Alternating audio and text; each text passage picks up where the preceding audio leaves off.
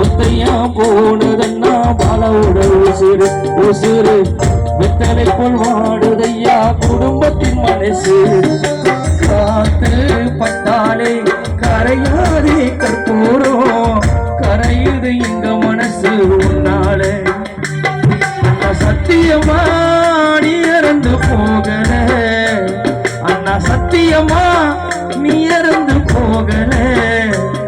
ஓ மனைவியான அம்மு கூட தான் இருக்கிற, ஓ மனைவி அம்மு கூட தான் நீ இருக்கிற.